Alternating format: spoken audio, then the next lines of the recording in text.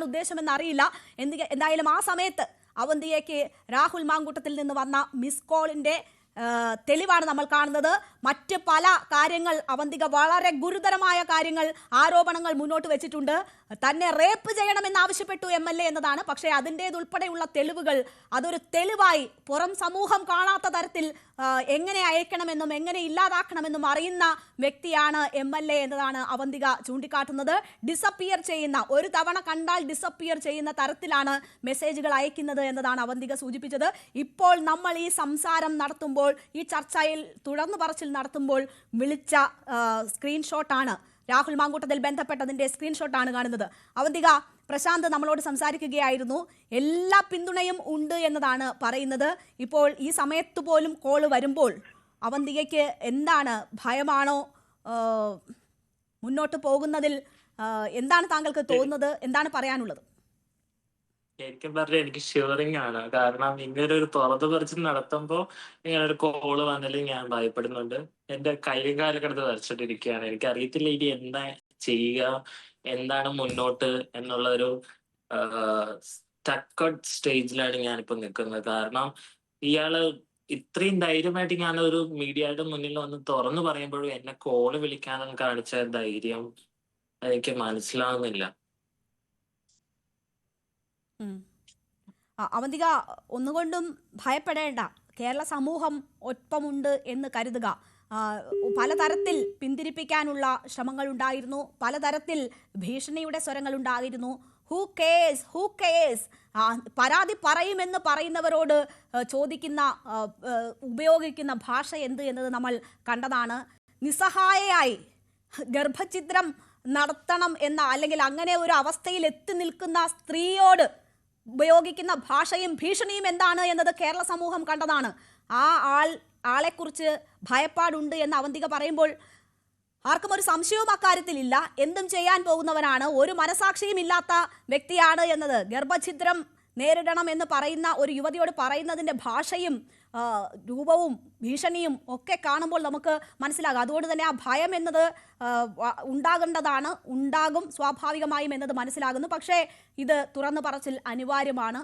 റിനി എന്ന നടി, മുൻ മാധ്യമപ്രവർത്തക കാണിച്ച ധൈര്യമാണ് അവന്തികയ്ക്ക് ഇപ്പോൾ മുന്നോട്ട് വന്ന് ഈ കാര്യങ്ങൾ പറയാൻ പ്രേരണയായിട്ടുള്ളത്. അത്തരം ധൈര്യം ഇനിയും ആളുകൾക്കുണ്ടാകട്ടെ എന്ന് തന്നെയാണ് നമ്മൾ വിചാരിക്കുന്നത്. നമുക്കൊപ്പം പ്രശാന്ത് തുടരുന്നുണ്ടോ? പ്രശാന്ത് ലൈനിലുണ്ടോ?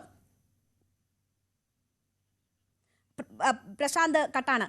അവന്തിക, ഇപ്പോൾ പ്രശാന്ത് സൂചിപ്പിച്ചത് ഏത് തരത്തിൽ മുന്നോട്ട് പോയാലും അതിനുള്ള പിന്തുണയുണ്ട് എന്നതാണ്.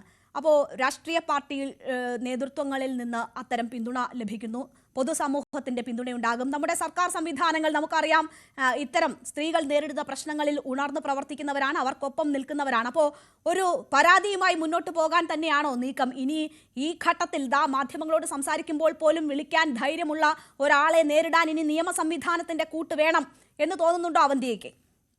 തീർച്ചയായും ഞാൻ നിയമപരമായിട്ടുള്ള സാധ്യതകൾ തേടും. വേണ്ടപ്പെട്ടവരുമായിട്ട് കൂടി ആലോചിച്ചതിന് ശേഷം പരാതിയായിട്ട് മുന്നോട്ട് പോകണമെങ്കിൽ പരാതിയായിട്ട് മുന്നോട്ട് പോവുകയും ചെയ്യും. കാരണം രാഹുൽ ഇന്ന് നടത്തിയ പത്രസമ്മേളനത്തിൽ അയാൾക്കെതിരെ കംപ്ലൈന്റ് പറഞ്ഞ ആളുകളെ വെല്ലുവിളിക്കുകയാണ് ചെയ്തത്. തിരിച്ചും ഞാൻ ആ വെല്ലുവിളി ഏറ്റെടുക്കുകയാണ്. അപ്പോൾ എന്തായാലും പരാതി കൊടുക്കും.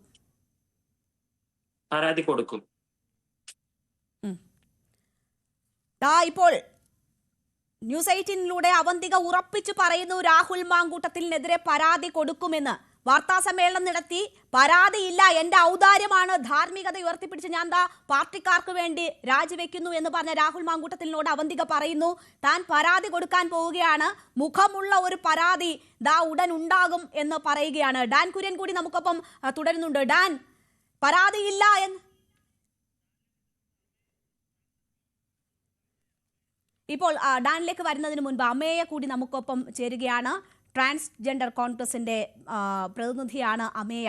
അമേയ, നിങ്ങളുടെ സഹപ്രവർത്തക സുഹൃത്ത് അവന്തികയുടെ തുറന്നു പറച്ചിൽ കേട്ടിട്ടുണ്ടാകും. ഒരാളും കേൾക്കാൻ ആഗ്രഹിക്കുന്നതല്ല, ഒരാളോടും ഒരാൾ തുറന്നിങ്ങനെ പറയാൻ എങ്ങനെ ധൈര്യം വരുന്നു എന്നതുപോലും അറിയില്ല. നിന്നെ എനിക്ക് റേപ്പ് ചെയ്യണം എന്നൊരാവശ്യം ഒരു MLA ഭാഗത്ത് നിന്ന് കേൾക്കേണ്ടി വന്ന സാഹചര്യം ചൂണ്ടിക്കാട്ടുകയായിരുന്നു അവന്തിക ഇവിടെ ചെയ്തത്. ഇപ്പോൾ ഈ മാധ്യമത്തിലൂടെ സംസാരിച്ചു കൊണ്ടിരിക്കുമ്പോൾ പോലും രാഹുൽ മാങ്കൂട്ടത്തിൽ അവന്തികയെ ഫോണിൽ വിളിക്കാൻ ശ്രമിക്കുന്നു. തനിക്ക് പേടിയുണ്ട് എന്ന് അവന്തിക പറയുന്നു. അമ്മയെ കേൾക്കാമോ?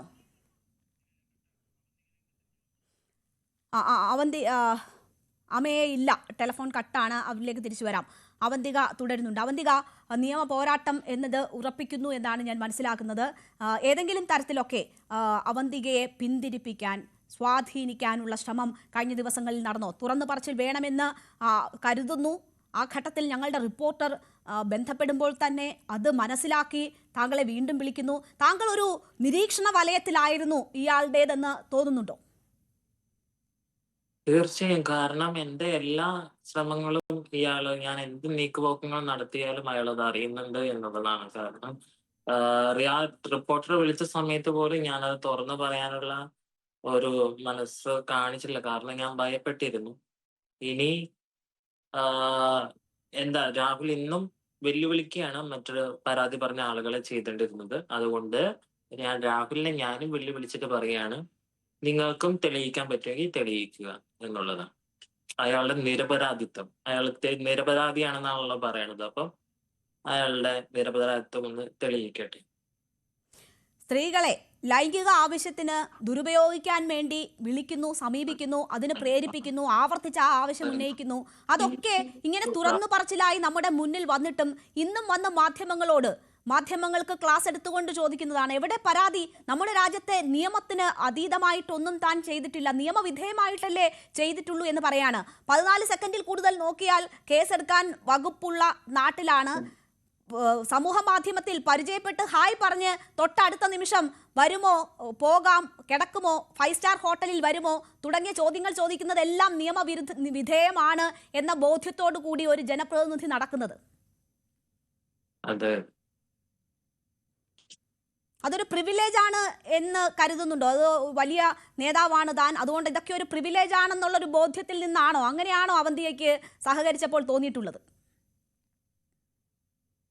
എനിക്ക് അങ്ങനെയാണ് തോന്നിയത്. താൻ ഇത്രയും ഒരു സ്റ്റാൻഡിൽ നിൽക്കുമ്പോൾ എനിക്ക് മേലെ ഇനി ഒന്നുമല്ല, നിയമം പോലും ഒന്നുമല്ല എന്ന് വെല്ലുവിളിച്ചാണ് അയാളുടെ പ്രസ്താവന എന്നും എനിക്ക് തോന്നിയത്.